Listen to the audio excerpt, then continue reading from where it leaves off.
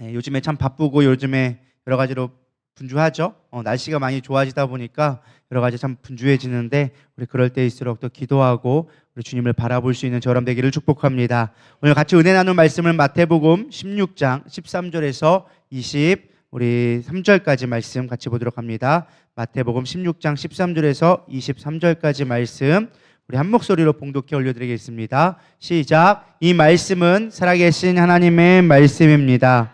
예수께서 빌립보 가이사랴 지방에 이르러 제자들에게 물어 이르실 때 사람들의 인자를 누구라 하느냐? 이르되 더러는 침례 요한이요 더러는 엘리야 어떤 이는 예레미야나 선지자 중에 하나라 하나이다.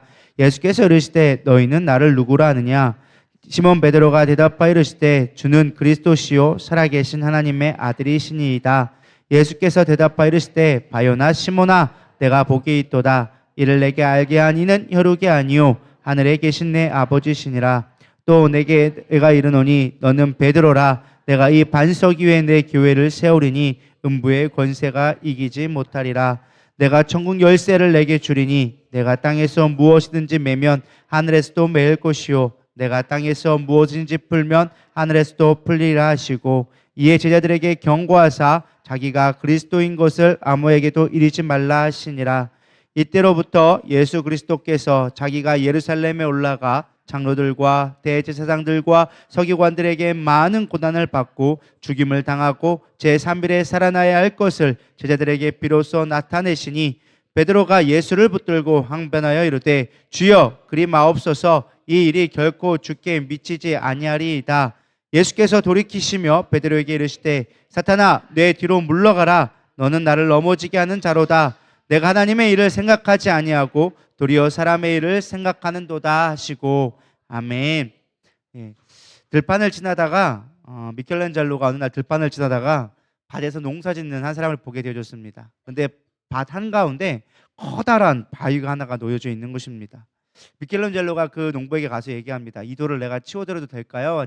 부탁하냐 말했더니 농부는 너무 고맙다는 듯이 이 돌을 치워주면 너무 고맙겠죠. 농사를 짓는데 이 돌 때문에 큰 바위 때문에 농사를 짓지 못합니다 라고 얘기합니다. 미켈란젤로가 이제 사람들을 시켜가지고 그 돌을 가져다가 한참 수많은 사람들 끌고 왔겠죠. 그때 당시에 뭐 포크레인이 있는 것도 아니니까 수많은 기중이 사람과 말들을 데리고 와가지고 그 돌을 끄집어내기 시작합니다. 그리고 그것을 가지고 와서 자기의 작업대에 올려놓고 작업을 하기 시작합니다. 그래서 만들어낸 것이 바로 우리가 알고 있는 모세상이라는 이 멋진 작품을 역대 작품 중에 하나로 불리는 이 작품을 만들게 되어졌습니다. 그래서 미켈란젤로에게 사람들이 물어봅니다. 아니 어떻게 하면 이렇게 멋진 걸작을 만들어냅니까? 물어보니까 많은 사람들이 미켈란젤로가 이렇게 대답했다고 합니다. 돌에서 필요 없는 부분을 제거하면 이렇게 작품이 나온답니다 라고 하면서 이야기했다라는 것입니다. 사실 오늘 주인공은요 예수님의 제자 중에 12제자 중에 수제자라고 불리는 베드로를 우리가 좀 살펴보려고 합니다. 사실 수제자가 되기까지 그는 수없이 실패하고 넘어졌지만 그럼에도 불구하고 그 필요 없는 부분들을 하나씩 제거하시면서 주님이 다듬어 가셔서 멋진 교회의 반석이 되게 하시는 일을 보게 되어집니다. 사실 우리가 실수를 통해서 배울 수 있는 용기와 지혜가 있기를 소망합니다. 많은 사람들이 실패를 두려워하는 경우 참 보게 되어집니다. 진짜 실패는 실패가 아니라 포기하는 것이 진짜 실패라고 저는 믿습니다. 그래서 실패의 경험이 없이 인생에서 성공하기는 사실 어렵다고 생각합니다. 인생에서 실수와 실패 하나 없는 자는 진정한 성장을 누릴 수 없고 우리가 더 나은 길로 갈 수 없다라는 것입니다. 하나님은 우리가 믿는 믿음 안에서 때로는 실수하고 실패하고 넘어진다 할지라도 그것까지도 이용하셔서 하나님 나라를 이루시는 분이심을 믿기 바랍니다. 첫 번째 이제 베드로를 보면요, 베드로를 언제 부르셨느냐? 실패 가운데 불러주셨다라는 것입니다. 우리 누가복음 5장 8절에서 11절 말씀 같이 보도록 하겠습니다. 시작.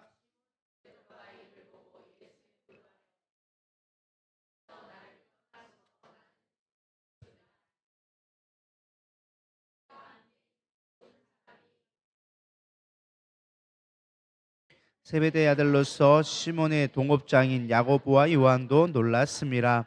예수께서 시몬에게 이르시되 무서워하지 말라. 이제후로는 내가 사람을 취하리라 하시니 그들이 배들을 육지에 대고 모든 것을 버려두고 예수를 따르니라. 아멘. 자, 베드로의 원래 이름이 뭐였을까요? 시몬이었죠. 시몬. 우리는 베드로를 알고 있지만 원래 이름은 시몬이었습니다. 시몬을 이제 부르기 시작하죠. 내가 있던 것도 알다. 그러면서 막 얘기하면서 시몬을 부르신 모습이 나옵니다. 근데 베드로를 부르실 때 그 모습이 성공해서 막 잘 나갈 때 부른 것이 아니라 실패하고 낙심되었을 때 베드로를 부르신 걸 보게 되어집니다. 밤새 고기를 잡는데 잡는 게 없는 것입니다. 사실 우리가 참 재밌는 게 뭐냐면 이 부분을 그냥 우리가 예수님이 부르신 모습이라 봤지만은 사실 예수님의 직업은 뭐였죠? 목수였어요. 베드로는 평생 동안 어부로서 갈릴리에서 잔뼈가 굵은 자였습니다. 근데 그가 실패했어요. 근데 갑자기 생뚱맞게 목수가 와가지고 깊은 데 가서 물을 던지세요 라고 얘기한 거예요. 여러분 같으면 따르겠습니까? 안 따르겠습니까? 어디서 신소리를 하고 있나 라고 할 거예요. 근데 그럼에도 불구하고 베드로는 사실은 그 말에 순종하고 되어지죠. 그러자 예수님의 말대로 순종하자 정말로 한 배에 가득 싣고도 모자랄 정도로 옆에 있는 배를 불러서 그 배에 가득 실을 정도로 많은 물고기가 잡히는 것을 보게 되어집니다.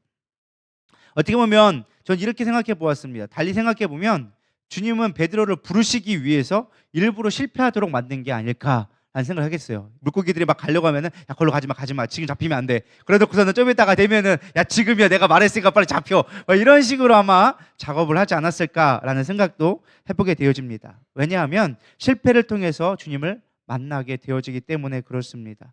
예수님은 나보다 나를 더 잘하시는 분이고 나의 실패까지도 이용하셔서 나를 쓰기 원하시는 사랑이 많으신 분이기 때문에 그렇습니다. 우리의 인생에도 그렇습니다. 지금 참 힘들고 어려울 때를 보내시는 분들도 있을지도 모르겠습니다. 만약 내 인생에 실패가 없었다면 여러분 이 자리에 있을 수 있을까요? 아마 실패가 없이 여러분 성공의 가도에 있었다면 아마 주님이 필요 없이 그냥 여러분들은 여러분의 인생의 길을 걸어갔을 것입니다. 만약에 아픔이 없었다면 주님의 사랑의 손길이 뜨겁게 느껴졌을까요? 저는 그렇지 않다고 생각되어집니다. 내 인생의 어떤 실패는요 주님의 연출일 수도 있겠다라는 생각을 하니까 사실 고난이 마냥 슬픈 것만은 아니다라는 생각을 갖게 되어졌습니다. 여러분도 그런 마음을 갖기를 소망합니다. 때론 실패가 은혜인 것, 실패이기 때문에 더 주님의 사랑을 발견할 수 있는 것. 저도 인생에 그런 것 같아요. 목회하면서 수없이 몇 번의 실수를 경험하고 실패를 경험했지만 그 실패가 없었다면 내가 지금 더 주님 앞에 매달릴 수 있었을까? 지금은 내가 이 자리에 있을 수 있을까? 하는 생각을 갖게 되어집니다. 그리고 그 실패의 순간들, 실수의 순간들을 통하여서 여러분들이 마지막 때에는 주님을 만나게 되었다는 간증의 거리가 되기를 축복합니다.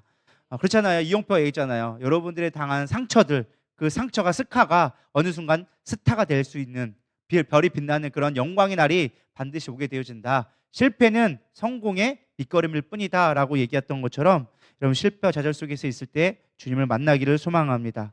문제는 우리가 실패와 좌절 속에만 머물러 있는 것이 문제라는 거예요. 그 실패를 통하여 주님을 바라볼 수 있는 눈이 되기를 축복합니다. 말씀이 들려야 돼요. 말씀에 순종할 때 실패가 기회가 되리라 믿습니다. 베드로는 실패 중에서 예수님을 만나게 되어지고 비로소 그의 인생이 바뀌기 시작합니다. 예수님을 만나 인생이 바뀌는 거거든요. 요한복음 1장 42절에 보면 데리고 예수께 오니 예수께서 보시기로 하시되 내가 요한의 아들 시몬이니 이제 뭐라 불러요? 장차 게바라 하리라 하시니 게바는 번역하면 베드로라. 이름을 바꾸게 되어졌어요. 성경에서 이름을 바뀌는 부분이 몇몇 나오죠. 대표적인 사람이 아브라함이 되어지고 사울이 바울이 되어지고 그 이름이 바뀌었던 건 그의 인생을 하나님이 바꾸셨다라는 것입니다. 팔자가 드센 우리의 인생이 구자로 바뀌는 인생. 예수가 만나면 되리라 믿습니다. 여러분 아직까지 인생이 팔자다. 여러 팔자 드세다. 그러면은 구자 되기까지 주님을 찾기를 소망합니다. 주님을 만나면 바뀌기 시작하는 거예요. 실패했을 때 그 인생의 팔자가 이제 구자로 변하는 인생이 되어지는 것이죠. 그러면서 이제 베드로가 이제 예수님을 따라가기 시작하죠. 근데 그의 인생이 그렇다고 한 방에 바뀌었느냐? 예수님 만났다고 내 인생이 갑자기 어느 순간 한 방에 획가닥 바뀌느냐? 그렇지 않습니다. 여전히 베드로는 실패와 예수님이 원하시는 결과는 전혀 다른 길을 가게 되어집니다. 누가복음 9장 28절에 36절에 보면은 변화산 사건이 나옵니다.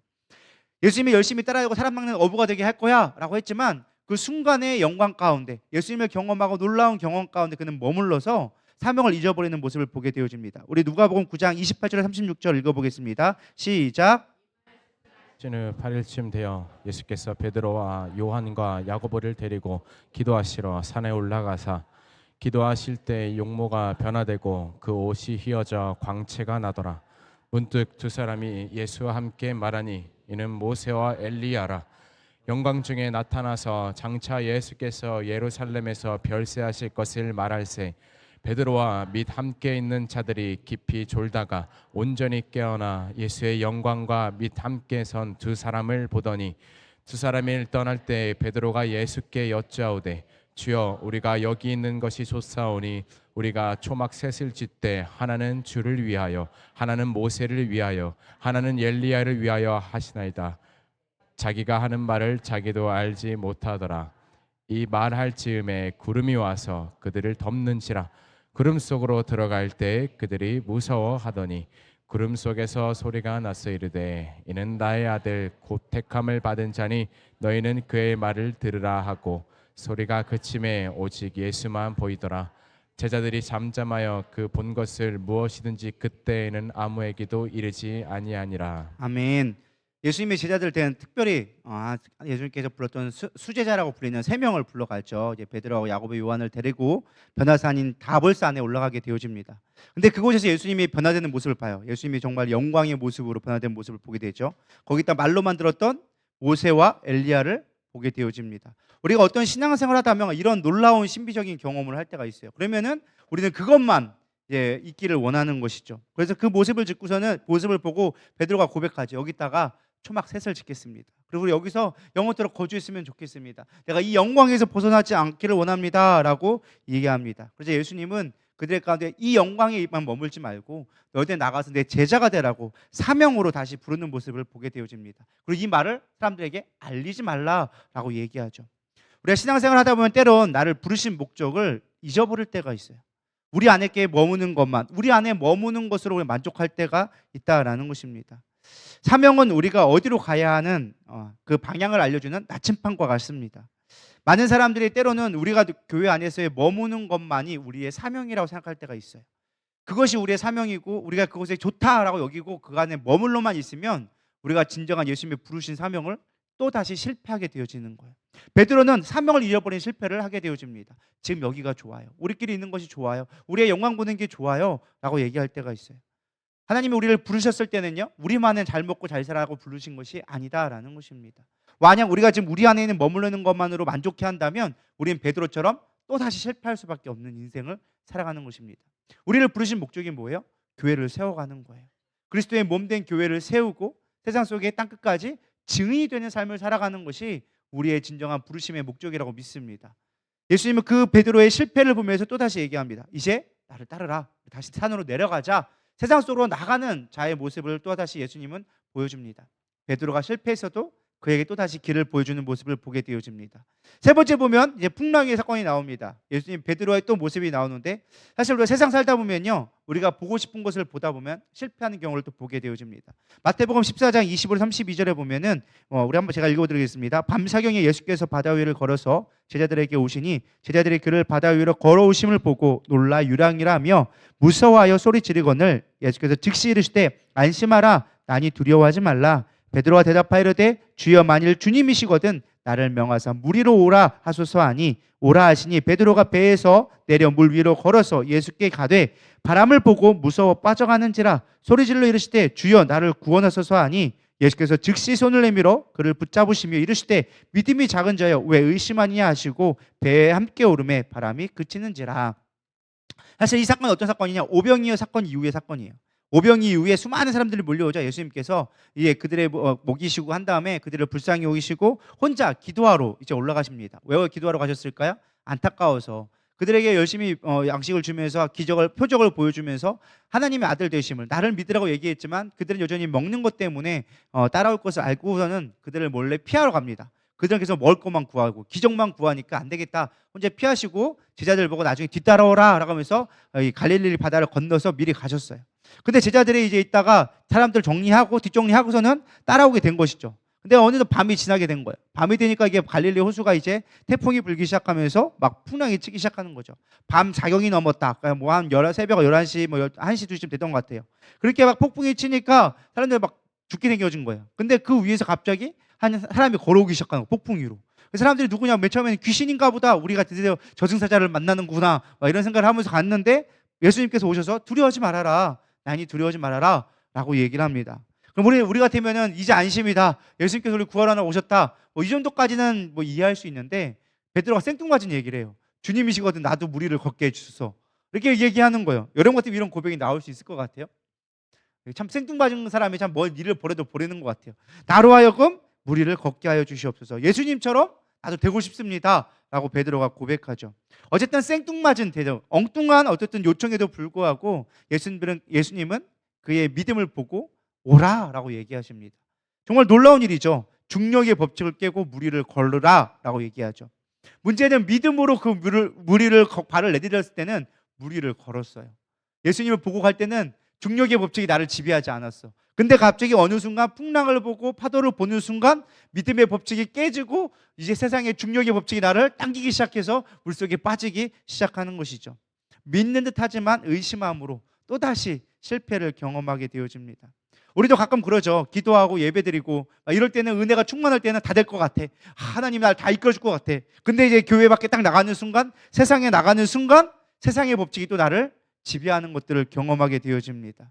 또 실패하고 넘어지지만 그러나 예수님은 그런 베드로를 버리지 않았어요. 아우 너 믿음도 없는 것, 그리고 물속에 빠뜨려 버리지 않았다라는 거예요. 어떻게 했어요?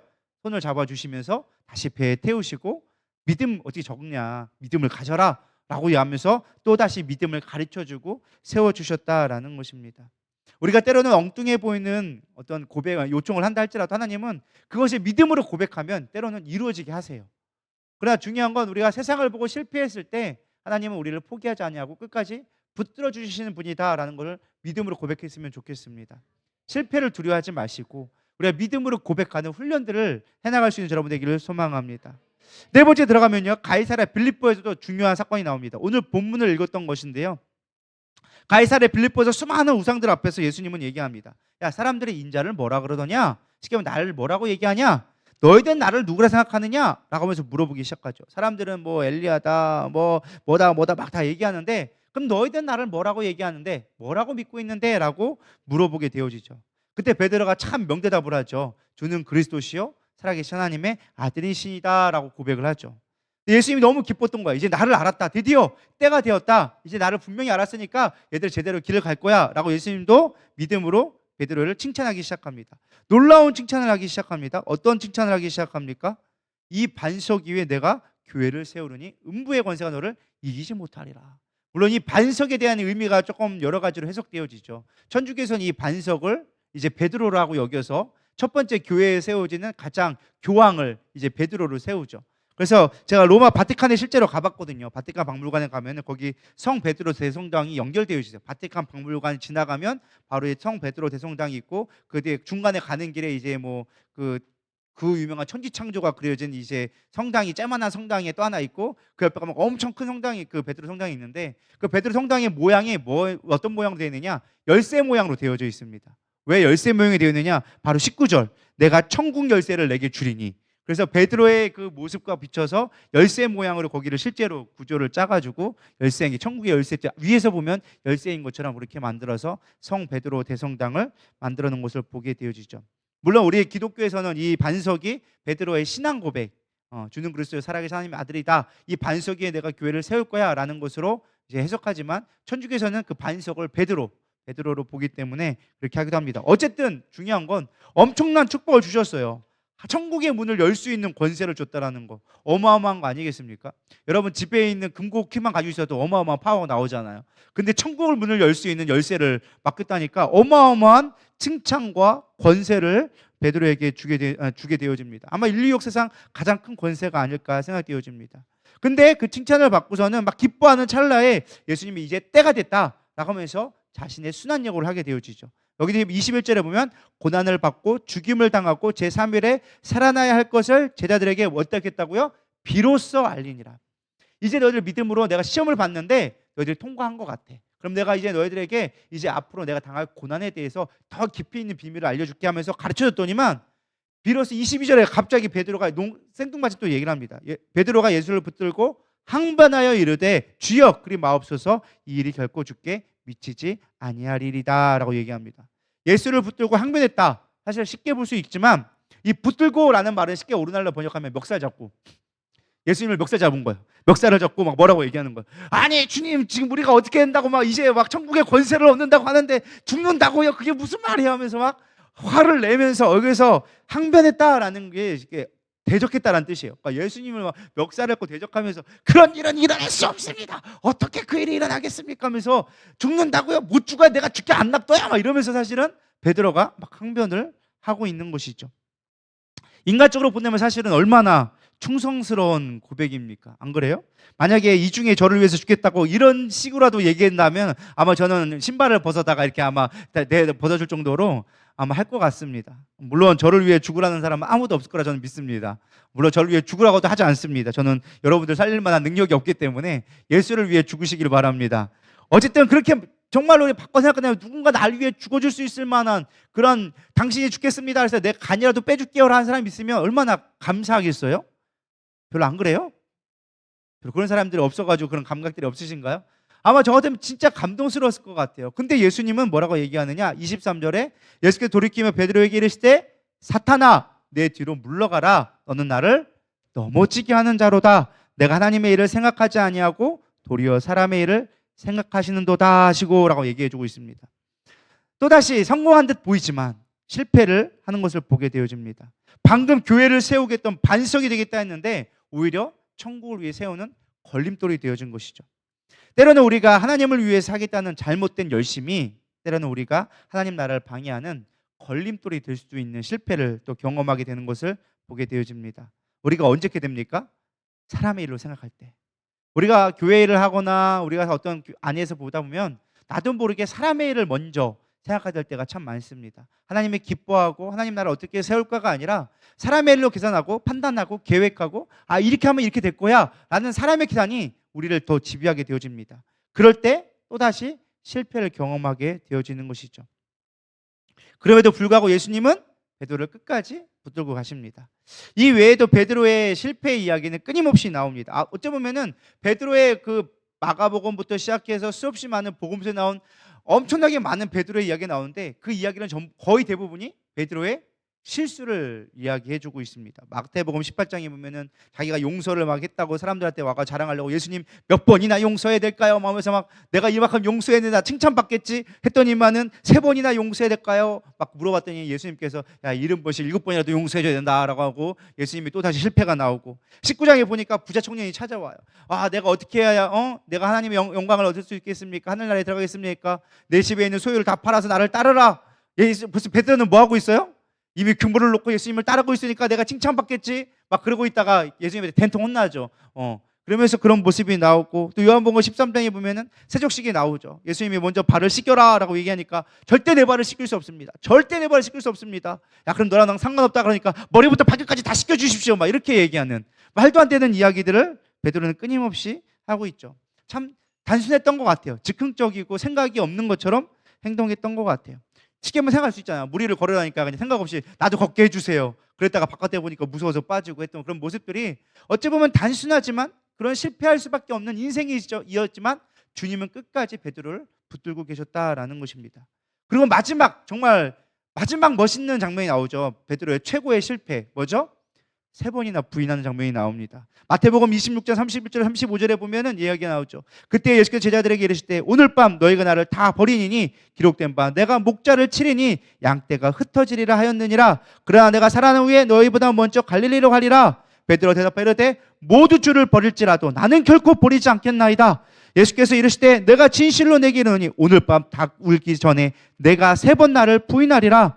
베드로가 이르되 내가 주와 함께 죽을지언정 주를 부인하지 않겠나이다 하고 모든 제자도 그와 같이 말하니라. 우리가 말만 앞지르는 사람이 되지 않기를 축복합니다. 말만 뻔질하는 사람이 있어요. 여기 보면은 다 제자들도 주를 부인하지 않겠습니다라고 했던 제자들은 다 들어졌어요.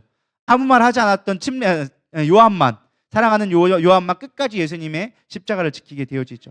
예수님을 3번이나 부인하게 되어집니다.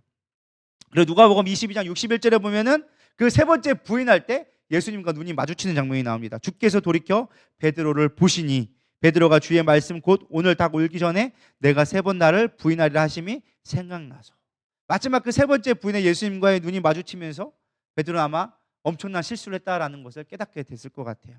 어떻게 보면 인생의 가장 큰 실수. 자기가 3년만 동안 열심히 따라다니고 자기의 인생을 전부를 걸었지만 그 마지막에 실패하고 예수님을 부인할 수밖에 없었던, 예수님을 배신하는 가장 큰 실패를 경험하게 되어지죠. 그럼에도 불구하고 예수님은 끝까지 그 실패하여 떠났던 베드로까지 찾아가서 다시금 그를 불러보는 모습을 보게 되어집니다. 우리 요한복음 21장 잘 알고 계시죠? 예수님이 베드로를 부르시는 거. 요한의 아들 시몬아, 내가 나를 사랑하느냐 했을 때 그 모습. 사실 이 모습을 보면요, 누가복음 아까 처음에 베드로를 부르실 때 모습과 중첩되어집니다. 누가복음 5장 5절에서 실제로 보면 시몬이 대답하여 이르되 선생님, 우리들이 밤이 새도록 수고하였으되 잡은 것이 없지만은 말씀에 의지하여 내가 그물을 내리라 하고, 그렇게 하니 고기를 잡은 것이 심히 많아 그물이 찢어지는지라. 요한복음 21장 1절에 14절에 보면은 시몬 베드로가 나는 물고기 잡으러 가노라 하니 그들이 우리와 함께 가겠다 하고 나가서 배에 올랐으나 그날 밤 아무것도 잡지 못하였더니 날이 새어갈 때 예수께서 바닷가에 서셨으나 제자들이 예수님이신 줄 알지 못하는지라. 예수께서 이르시되 얘들아, 너희가 고기가 있느냐 대답하되 없나이다. 이르시되 그물 배 오른편에 던지라, 그리하면 잡으리라 하시니 이에 던졌더니 물고기가 많아 그물을 들 수 없더라. 어떻게 보면 실패의 그 모습으로 다시 예수님이 불러주셨던 것 같아요. 우리가 인생이 실패하고 넘어졌다 할지라도 예수님은 우리의 실패를 통해서 다시금 일어서게 하시는 분이다라는 것입니다. 여러분, 우리는 수없이 많이 실패합니다. 어떻게 보면 좀 바보스러울 정도로 실패했던 것들을 또 실패합니다. 실패하고 다음에 실패하지 않으면 뭔가 발전이 있을 건데 우리는 어제 실패했던 거 오늘 또 실패합니다. 어제 내가 바보같이 사람을 미워하고 원망했던 그것들이 오늘 또 미워하고 있고요, 회개하고 또 미워하고 있고, 회개하고 또 다시 하고 있고, 그 일을 반복하는 게 어떻게 보면 우리의 신앙생활이 아닌가라고도 생각되어집니다. 저를 봐도 그런 것 같아요. 목회하면서 수없이 많은 실패들을 경험해 옵니다. 다시는 이렇게 하지 말아야지, 좀 더 나은 목회를 해야지, 더 나은 나로 발전해 가야지 하는데요, 뒤돌아보면 여전히 그 자리에 있어요. 여전히 또 실패하고 또 같은 실패를 반복하게 되어집니다. 요즘에 이게 계속 공사를 하잖아요. 그러다 보니까 제가 지난번에 고백했지만 잔소리하지 말아야지, 그래놓고 막상 또 일을 하고 있으면 또 잔소리하고 있고, 뒤돌아서 또 후회하면서 그러지 말아야지, 내가 주님의 모습을 닮아가야지, 품어야지 하면서 또 실패하고 또 넘어지는 모습들을 보게 되어집니다. 그럴 때마다 주님은 우리들의 모습 가운데 또 다시 찾아오셔서 또 품어주시고 주님의 나라를 위하여서 또 다시 붙들어 주시는 것을 보게 되어집니다. 베드로는 초대교회를 세우는 중추적인 역할을 감당하게 되어집니다. 그 부활의 주님을 만나게 되어지고 정말 쓸모없던, 실패밖에 없었던 그의 삶이 정말로 반석이 되는 것을 보게 되어집니다. 베드로는 마지막 AD 61년에 로마로 갑니다. AD 61년에 중요한 사건이 하나가 있죠. 뭐예요? 네로 황제가 즉위했을 때 로마의 대화재 사건이 일어납니다. 어떤 사람 말로는, 학자들 말로는 네로가 시상이 안 떠올라가지고 그 불을 로마에 불을 지펴서 그걸 보면서 시상을 떠올렸다고, 그리고 미친 짓을 했다고 얘기도 하는데 그거야 모르는 일이고, 어쨌든 그 로마의 대화재 사건을 통하여져서 자기에게 타켓이 돌아올까봐 기독교인들에게 모든 타켓을 돌리기 시작합니다. 그리고 수많은 기독교인들을 핍박하게 되어집니다. 베드로도 그 핍박을 위해 피하러 도망가는 길에 예수님을 만나게 되어지죠. 그때 예수님이 그 로마로 간 걸 보면서 베드로가 얘기합니다. 코바지스 도미네, 주님 어디로 가십니까? 그러자 예수님이 얘기하죠. 네가 외면한 십자가를 지러 난 다시 로마로 간다. 그러자 주님 제가 가겠습니다 하면서 마지막 그 순간에 로마로 가서 붙잡혀 순교하게 되어집니다. 예수님처럼 십자가를 제대로 질 수 없어서 베드로는 거꾸로 십자가를 지고 십자가에 매달려서 거꾸로 죽게 되어지는 마지막 삶을 살게 되어집니다. 우리 인생의 실패를 두려워하고 실패 때문에 더 이상 나가지 못한다면 주님 앞에 부르실 수 있는 저런 되기를 소망합니다. 실패를 감추는 자가 아니라 실패했기 때문에 주님을 찾을 수 있는 자가 되기를 소망합니다. 저는 항상 그런 것 같아요. 늘 실패하는 것 같아요. 오늘도 실패하고 내일도 실패하고, 수없이 많이 설교하지만 설교할 때마다 느끼는 게 오늘도 또 실수했는데, 오늘도 또 넘어졌는데, 수없이 많이 좌절하게 되어집니다. 그렇다고 설교를 못하겠다고 내팽개치면 주님의 길을 갈 수가 없겠죠. 그럼에도 불구하고 주님 앞에 또 맡기고, 주님 실수했지만 또 주님을 바라봅니다. 또 주님, 이 실패로 인하여서 주님 앞에 나아가기 원합니다. 고백할 때 진정한 우리가 예수님의 제자로 살아갈 수 있게 되리라 믿습니다. 그래 예수님의 제자들을 쭉 살펴봤지만 우리가 9명을 이렇게 살펴봤지만 온전했던 사람은 단 한 사람도 없었어요. 완벽했던 사람은 단 한 사람도 없었어요.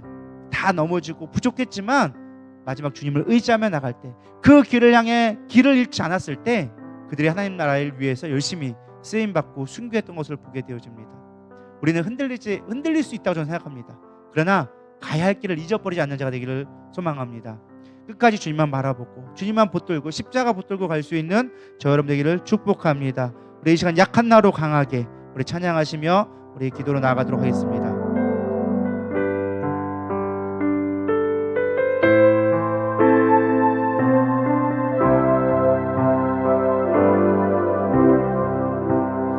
약한 나로 강하게 가난한 날 부하게 눈먼 날 볼 수 있게 주 내게 행하셨네. 다시 한번 약한 나로 강하게 가난한 날 부하게 눈먼 날 볼 수 있게 주 내게 행하셨네. 호산나 호산나 주님 나만 어린 양 호산나 호산나 예수 다시 사셨네. 내가 건너야 할까 거기서 내 죄 씻겼네.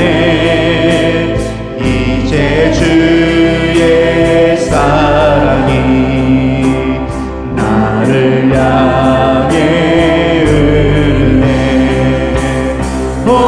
호산나 호산나 주님 나만 어린 양 호산나 호산나 예수 다시 사셨네.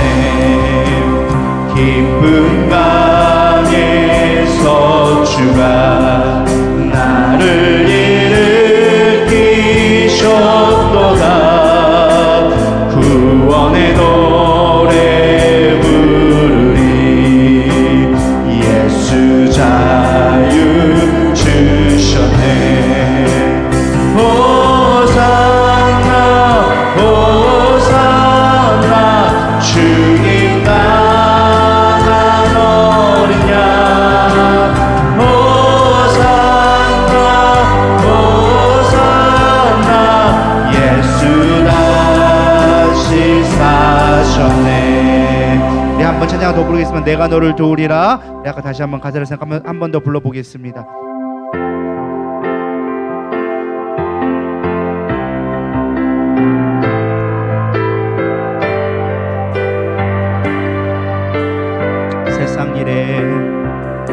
세상 일에 실패했어도 너는 절망하지 말아라. 내가 너를 도우리라. 다시 일어서게 하리라. 질병으로 고통 당해도 너는 두려워 말라. 내가 너를 도우리라. 다시 일어서게 하리라.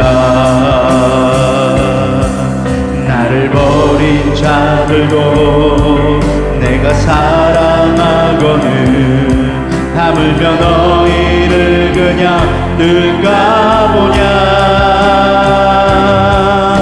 나는 너와 함께하는 너의 하나님 되미니 뜨거운 오른손으로 붙들리라. 내가 너를 굳세게 하리라. 너를 크게 사용하리라. 너로 하여금 나를 증거하도록 내가 너를 도우리라. 우리 말씀을 생각하면서 하나님 그렇습니다. 우리는 실패할 수밖에 없고 넘어질 수밖에 없지만 그러나 주님이 나를 도우시고 나를 붙드시기에, 나를 포기하지 않고 끝까지 붙드시기에 나는 아버지 실패를 두려워하지 않고 더 주님을 바라보기를 원합니다. 이 시간에 더 주님 앞에 더 나아가게 하여 주시옵소서. 고난 가운데 있다 할지라도, 슬픔 가운데 있다 할지라도 슬픔에 매이지 않고 고난에 매이지 아니하며 주님만 바라보는 삶이 되게 하여 주시옵소서. 우리 고백하는 마음으로 주여만 부르며 기도하겠습니다. 주여. 하나님, 우리의 연약한 모습들을 주 앞에 고백합니다. 늘 실패할 수밖에 없었습니다. 베드로는 3년만 동안 예수님을 따라다니면서 실패할 수밖에 없었지만 그러나 그 실패들을 걷어나가면서 그 실패를 통하여서 하나님께 성공하게 되어지는 주님 앞에 나를 이뤄가는 주님의 교회를 세워가는 주의 제자로 쓰임받게 됨을 고백합니다. 어찌 처음부터 완전할 수 있겠습니까? 우리의 연약함, 나의 실패들, 나의 아버지 연약함을 놓고 주 앞에 매여있습니다. 더 주 앞에 나아가기를 원합니다. 주님 함께하여 주시옵소서. 우리의 연약한 모습들을 고백합니다. 나의 아버지, 못난 아버지의 인격, 아버지 부족했던 나의 아버지 마음들, 아버지 주님을 향했던 나의 사랑, 부족했던 사랑들 이제 채워주시옵시고 더 주님으로 붙들게 하여 주시옵소서. 우리 누리다의 모든 성도들이 이제 아버지 실패를 두려워하지 아니하며 오히려 그 아픔과 실패를 통하여줘서 주님 앞에 붙들며 주님을 더 의지하며 나가는 우리 모두 한 사람 한 사람 될 수 있도록 붙들어 주시옵소서. 특별히 무주공사가 많이 완공되어지고 있습니다. 난 여러 가지 아버지 연약한 적이 있었지만 그러나 주님이 부족함을 채워가며 반드시 이루시는 주님을 믿음으로 고백합니다. 우리는 목도하였습니다. 이제 믿음의 고백되게 하여 주시옵시고 하나님 나를 이뤄갈 수 있도록 주님 축복하여 주시옵소서. 더 주 앞에 나가기를 원합니다. 더 주 앞에 세워지기를 원합니다. 우리 믿음으로 서게 하기를 원하오니 주님 함께 하여 주시옵소서. 아버지로 왜 견들스러 왜 결합 연들스러 왜 결합 앞에 위로 연들스러 왜 결합 연들스러 왜 결합 아바디스러 왜 결합 연들스 위로 연들스러 왜 결합 아바바바라 연들스러 우리 어떠셨던 마음들 하나 되게 하여 주시옵시고 하나님이 아버지나 더 주 앞에 의지하며 나갈 때 우리의 마음과도 주 앞에 합하게 하여 주시옵소서. 중심으로 모아지게 하여 주시옵시고 혼자 뱉던 우리의 마음들, 흔들었던 우리의 마음들 회복시켜 주시옵소서. 회복시켜 주시옵소서. 하나 되게 하여 주시옵소서. 소망이 있게 하여 주시옵소서. 세상에 흔들리지 않게 하여 주시옵소서. 하나님 그렇습니다. 우리는 날마다 실패할 수밖에 없습니다. 보여지는 시선에 빼앗기고 우리의 성공에 빼앗기고 우리의 연약함에 빼앗기는 우리의 모습들 늘 실패할 수밖에 없었지만 그러나 주님 주의 일을 생각하게 하여 주시옵시고 믿음으로 고백하게 하여 주시옵소서. 부활의 주님을 만나게 하여 주시옵시고 끝까지 우리를 포기하지 않는 주님의 사랑 가운데 우리가 배신하지 않도록 인도하여 주시옵소서. 다시는 옛삶으로 돌아가지 않게 하여 주시옵시고 날마다 주님 앞에 나아가는 우리의 모습 될 수 있도록 인도하여 주시옵소서. 오늘도 실패하고 연약합니다. 그러나 주님만 믿고 나가기를 원하오니 함께하여 주시옵소서. 그렇게 우리를 인도해 주실 주님을 사랑한다 고백하며 살아계신 예수님의 이름으로 기도드려 싸움나이다. 아멘. 주기도문 하심으로 3일밤 예배를 마치도록 하겠습니다. 하늘에 계신 우리 아버지여 이름이 거룩히 여김을 받으시오며 나라의 임하옵시며 뜻이 하늘에서 이루어진 것 같이 땅에서도 이루어지이다. 오늘날 우리에게 이런 양식을 주옵시고 우리에게 죄진 자를 사준 것 같이 우리의 죄를 사하여 주옵시고 우리를 시험에 들게 하지 마옵시며 다만 악에서 구하옵소서. 나라와 권세와 영광이 아버지께 영원히 싸움나이다. 아멘. 수고하셨습니다. 오늘 청소 있는 날입니다.